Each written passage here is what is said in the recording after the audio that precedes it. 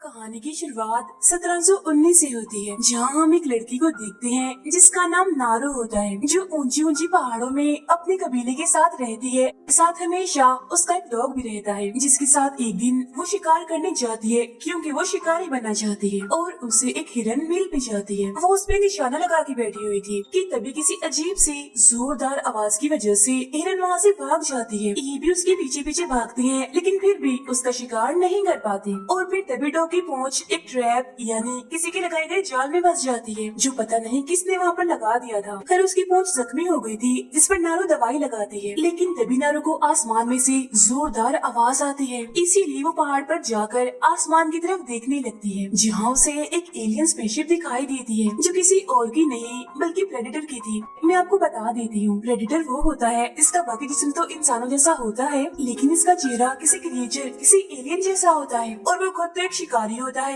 लेकिन वो हर उस इंसान का शिकार करता है जिसके पास हथियार हो, यानी शिकारियों का, क्योंकि वो शिकारियों को खतरा समझता है, जिस वजह से वो उनके सख्त खिलाफ है और रहता भी वो किसी दूसरे प्लेनेट पर है। खैर अब नारू भागते हुए अपने भाई के पास जाती है, जो काफी अच्छा शिकारी था। वो उसे भी बता देती है कि आज मैंने आसमान में एक काफी बड़ा परिंदा देखा। दरअसल वो यहाँ प्रेडेटर के स्पेसशिप की बात कर रही थी, क्योंकि इस वक्त में लोग स्पेसशिप के बारे में नहीं जानते थे, तो वो उसे बड़ा परिंदा ही समझ बैठी। वो कहती है कि शायद ये मेरे लिए एक मौका है कि अब मैं कोई बड़ा शिकार करूं, जिस पर उसका भाई कहता है कि पहले तुम्हें इससे भी बड़ा शिकार करना होगा, और वो भी उसका जो तुम्हारा दुश्मन हो, तुम्हारा शिकार करना चाहता हो। नारू घर जाती है, जहाँ हम उसकी मोम को देखते हैं, जो मेडिकल को काफी अच्छे से जानती है, यानी वो जड़ी बूटियों से दवाई बनाना जानती थी, लेकिन उन्हें अपने बेटी नारू का शिकार करना बिल्कुल भी पसंद नहीं था। इसीलिए वो उसे कहती है कि तुम शिकार करना छोड़ दो बेटा, क्योंकि शिकार के अलावा तुम बाकी चीजों में भी काफी अच्छी हो, इसीलिए मेहरबानी करो ये शिकार करना बंद कर दो। ये कहने के बाद वो नारू को एक फूल वाली जड़ी बूटी लाने के लिए भेज देती है। वो भी स्पेसशिप में दिखाई जाती है, जिसमें से प्रेडेटर इनविजिबल होकर इन्हें गायब हालत में निकलता है। अब नारू जब जड़ी बूटी लेकर कबीले में वापस आती है, तो वो देखती है कि उसके भाई के शिकारी साथी इधर उधर भाग रहे हैं, क्योंकि एक शेर उनकी एक साथी को उठाकर ले गया है, जिस वजह से वहाँ पर हलचल मची हुई है। नारू का भाई अपने साथियों को लेकर शेर को ढूंढने के लिए जंगल में जाता है, लेकिन वहाँ पर नारू भी आ जाती है और उनके साथ जाने का कहती है, लेकिन वो लोग उसे अपने साथ ले जाने के लिए मना कर देते हैं। लेकिन नारू का भाई अपने साथियों को कहता है कि अगर हमें हमारा साथी जिंदा मिला तो जाहिर है वो जख्मी होगा, जिसके इलाज के लिए हमें नारू की जरूरत पड़ सकती है, क्योंकि वो मेडिकल को काफी अच्छे से जानती है, जड़ी बूटियों के बारे में भी उसे काफी कुछ पता है। ये सुनकर सब उसे अपने साथ ले जाने के लिए मान जाते हैं। फिर हम देखते हैं एक चींटी को खा गया चूहा, चूहे को खा जाता है सांप, और सांप को प्रेडेटर पकड़कर चीर देता है, यानी मार देता है। वो यहाँ इनविजिबल इन्हें गायब हालत में ही होता है। उधर जंगल में इन लोगों को अपना साथी जख्मी हालत में मिल जाता है। जब नारू उसका इलाज करती है, उसके जख्मों पर दवाई लगाती है, साथ ही वो उसे वही फूल वाली जड़ी बूटी की दवाई बनाकर भी पिलाती है, जिससे उस जख्मी लड़के का जिस्म ठंडा होने लगता है, क्योंकि अगर उसका जिस्म गर्म रहा तो उसका खून बहता रहेगा, जिस वजह से उसकी मौत भी हो सकती है। अब रात होने की वजह से वो अपने जख्मी साथी को कबीले में ले जाने के लिए निकलते हैं, लेकिन नारू का भाई कहते हैं कि अभी मैं तुम्हारे साथ नहीं जा रहा, मैं शेर को ढूंढकर उसे मार दूंगा, जिस पर वो अपने भाई से कहती है कि मैं भी तुम्हारे साथ जाऊंगी, क्योंकि मामला जितना आम दिख रहा है उतना नहीं है, बल्कि बात कुछ और ही है। लेकिन वो उसे मना कर देता है और अकेला ही चला जाता है। और अब जब नारू बाकी लोगों के साथ वापस जा रही होती है, तो तभी उसे रास्ते में उसे सांप की छिली हुई लाश मिलती है, जिसे प्रेडेटर ने मारा था। साथ ही उसे वहाँ पैरों के निशान भी दिखते हैं, जो काफी बड़े थे, और तो और पेड़ों पर काफी ऊपर तक खून भी लगा हुआ था, जो देखकर नारू का शक और बढ़ जाता है। उसे ये भी लगने लगता है कि यहाँ जरूर कोई बड़ा जानवर या क्रिएचर है, इसीलिए वो अपने भाई को खतरे के बारे में बताने के लिए चली जाती है। लेकिन तभी रास्ते में उसे अपना एक साथी और अपना भाई भी मिल जाता है। वो उसे उन बड़े बड़े पैरों के बारे में बताती है, जो सुन उसका भाई कहता है कि हम शेर की गुफा के पास हैं, हमें अपने शिकार पर ध्यान देना होगा, वरना जरा सी लापरवाही हमारी जान ले सकती है। अब नारू का भाई तो गुफा के पास चला जाता है, जबकि नारू और उसका साथी पीछे ही रुक जाते हैं। लेकिन तभी यहाँ अचानक से शेर आकर उसके साथी पर हमला कर देता है और उसे जान से मार डालता है। अब उसका अगला शिकार नारू थी, लेकिन वो उल्टा शेर की आवाज सुनकर उस पर हमला करके उसे जख्मी कर देती है। लेकिन तभी उसे जंगल में एक रोशनी दिखाई देती है, जिस वजह से उसका ध्यान भटक जाता है। पैर फिसलने की वजह से वो पेड़ से नीचे गिरकर बेहोश हो जाती है, लेकिन गिरते गिरते उसने शेर पर वार भी कर दिया था। फिर जब नारू को होश आती है, तो वो खुद को अपने घर में पाती है, जिसे कोई और नहीं उसका भाई लेकर आया था, और तभी उसका भाई शेर का शिकार करके अपने कबीले में वापिस आ जाता है। अब उसकी इस बहादुरी की वजह से उसे कबीले का नया चीफ बना दिया जाता है। सब लोग खुश थे कि खतरा टल गया, लेकिन सिर्फ नारो खुश नहीं थी, क्योंकि वो जानती थी कि खतरा अभी नहीं टला। इसीलिए वो अपने भाई से कहती है कि मुझे जंगल में सांप भी दिखाई दिया था, जिसे किसी ने चीर कर 2 हिस्सों में काट दिया था, और मैंने जंगल में अजीब सी रोशनी भी देखी थी। मुझे कुछ ठीक नहीं लग रहा। मेरा ख्याल है वहाँ जंगल में कोई खतरनाक शिकारी है जिससे हम अभी तक अनजान हैं, इसीलिए हमें वापस जाना चाहिए। लेकिन उसका भाई उसकी बातों पर ध्यान नहीं देता और वहाँ से चला जाता है। लेकिन अगली सुबह नारो अकेले ही अपने डॉग को लेकर जंगल में चली जाती है, जहाँ थोड़ी दूर जाने पर उसे पेड़ पर प्रेडेटर का हरे रंग का खून दिखता है। हम उसी प्रेडेटर को देखते हैं जो अभी तक गायब हालत में ही था, और देखते ही देखते वो एक भेड़िए का शिकार कर लेता है और उसे उठाकर काफी दूर फेंकता है। नारो को भूख लगी थी, इसलिए वो एक खरगोश का शिकार करके उसे पकाकर खा लेती है। प्रेडेटर भेड़िए के सर पर तेजाब गिराता है, जिससे उसकी खाल निकल जाती है, और वो भेड़िए के सर की हड्डी को अपने पास किसी इनाम के तौर पर रख लेता है। नारू को आगे बढ़ने पर एक जगह जंगली भैंसों की लाशें मिलती हैं, जिन्हें मारकर उनके ऊपर की स्किन यानी जिल्द को निकाल दिया गया था। पास ही में उसे एक सिगरेट भी मिलती है, जिसका मतलब साफ था कि इन्हें जरूर इंसानों ने मारा है। आगे बढ़ती है, लेकिन वो एक दलदल में गिर जाती है, लेकिन फिर वो जल्दी से अपनी कुल्हाड़ी को एक पेड़ पर फेंकती है और उसे पेड़ पर अटकाकर जैसे तैसे दलदल से बाहर निकल ही आती है। फिर वो अपने डॉग के साथ एक नदी के पास पहुँचती है, जहाँ उसे एक भालू दिखता है जो किसी जानवर को खा रहा था। लेकिन इससे पहले कि वो उस भालू का शिकार करती, अचानक से जोर से खींचने की वजह से उसकी कमान की रस्सी टूट जाती है, और अब तो वो फंस चुकी थी, क्योंकि तभी वो भालू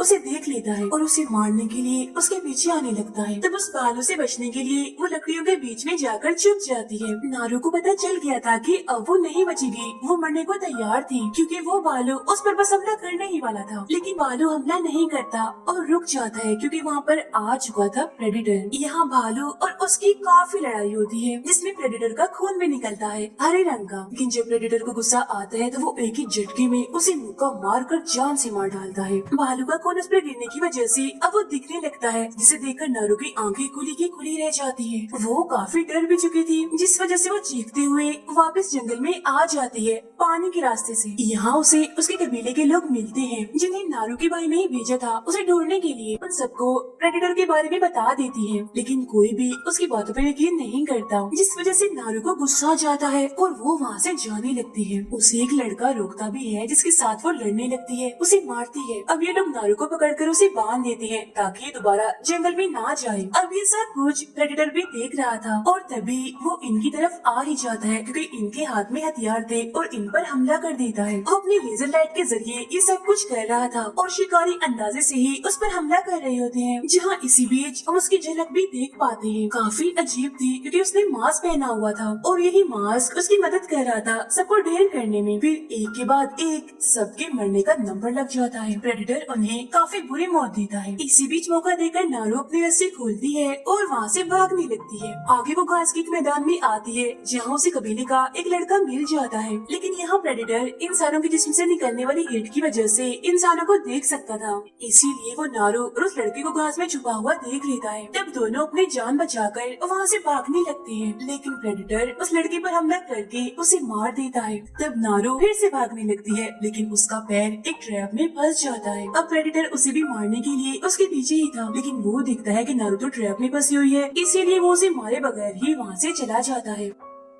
यहाँ कुछ शिकारी आ जाते हैं, जिन्होंने इस ट्रैप को यहाँ लगाया था, और इन्होंने ही उन जंगली भैंसों का शिकार किया था। वो नारू को बेहोश करके अपने कैंप में ले जाते हैं, जहाँ होश आने पर वो खुद को बंधा हुआ पाती है। यहाँ एक ट्रांसलेटर इन्हें हर चीज को खुलकर बताने वाला इंसान नारू से कहता है कि प्रेडेटर ने हमारे बहुत सारे लोगों को मार दिया है, और वो सबसे ताकतवर शिकारी को ढूंढ रहा है। अगर तुम्हें प्रेडेटर के बारे में कुछ पता है तो हमें बता दो। लेकिन नारू मना कर देती है कि नहीं, मैं उसके बारे में कुछ नहीं जानती। तभी इस कबीले का सरदार नारू के भाई को लेकर आता है, जिसे उन्होंने बंदी बनाया हुआ था, और उसे काफी मारने लगता है। जिसके बाद ये लोग नारू और उसके भाई को पेड़ के साथ बांध देते हैं, ताकि जब प्रेडेटर इन दोनों पर हमला करने के लिए आएगा तो ये लोग उसे मार देंगे। और तभी यहाँ पर प्रेडेटर खुलकर सामने आता है, यानी अपने असली रूप में। नारू अपने भाई से कहती है कि हमें डरने की जरूरत नहीं है, क्योंकि प्रेडेटर ऐसे ही हमला नहीं करता, वो सिर्फ उन्हीं लोगों को मारता है जिनके पास हथियार होते हैं, और ये उसका अपना अंदाज है, क्योंकि वो शिकारियों के खिलाफ है। है और जिसके पास भी हथियार होता है वो उसे शिकारी समझ लेता है। लेकिन उसका भाई कहता है जिसने तुमने शेर को मारकर जख्मी किया था इसको भी जख्मी कर देना, बाकी काम मेरा है। वो कहता है if it bleeds we can kill it, यानी अगर ये जख्मी हो गया, इसका खून बहा तो हम इसे मार सकते हैं। अब शिकारियों ने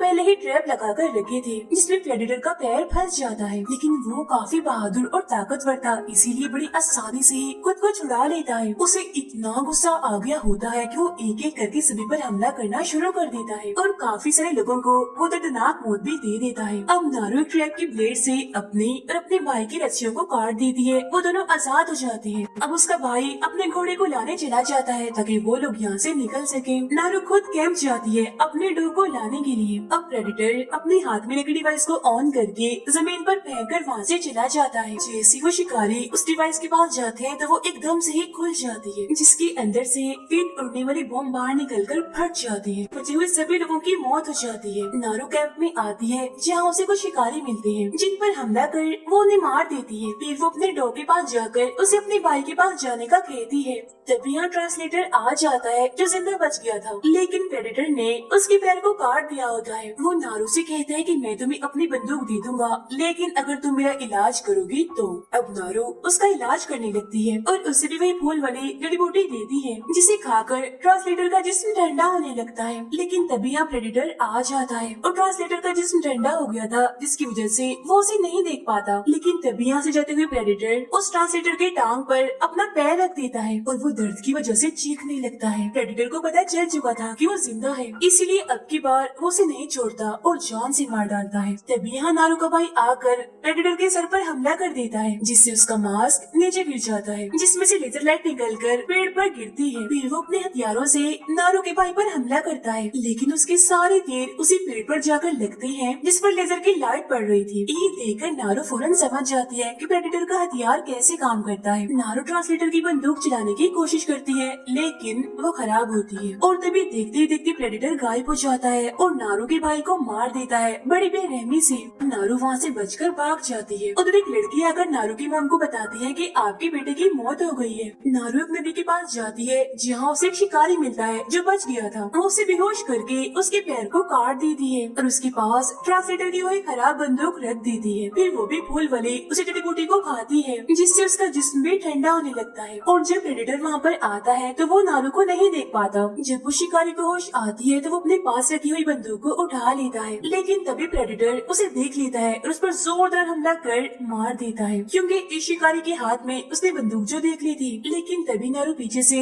प्रेडेटर के सर पर गोली चलाती है, जिससे उसका मास्क फिर से नीचे गिर जाता है, जिसे लेकर वो एक जगह पर आती है। वहाँ उस मास्क की मदद से वो प्रेडेटर को पकड़ने के लिए ट्रैप लगाती है, यानी उसके लिए जाल बिछाती है। तभी यहाँ वो भी पहुँच जाता है और नारू कुल्हाड़ी से उस पर हमला कर देती है, लेकिन प्रेडेटर उससे बचते हुए उसे दूर फेंक देता है। लेकिन नारू एक बार फिर से वापस आकर एक हथियार से जोरदार हमला करती है, बदले में वो भी उस पर हमला करता है। यहाँ इन दोनों के बीच काफी खतरनाक लड़ाई चलती है, लेकिन उसके हर वार से नारू खुद को बचा लेती है, क्योंकि वो अच्छे से जान चुकी थी कि उसका वो लेजर कैसे काम करता है। वो ये है कि प्रेडेटर की लेजर जहाँ पर टारगेट होती है, यानी जहाँ उसकी लेजर का निशाना पड़ता है, वहाँ पर ही वो हमला कर सकता था। एक किस्म की ये लाइट ही उसकी आंखें थी, जिसकी मदद से वो अपने सामने वाले का शिकार करता है। तभी नारू चालाकी से प्रेडेटर को उसी जगह पर ले आती है जहाँ उसकी मास्क की मदद से उसने ट्रैप बनाया है, और अब जैसे वो अपने हथियार से तीर चलाता है, उस मास्क की मदद से वो तीर सीधा जाके प्रेडेटर को ही लगता है। उसकी मौत इस वजह से हुई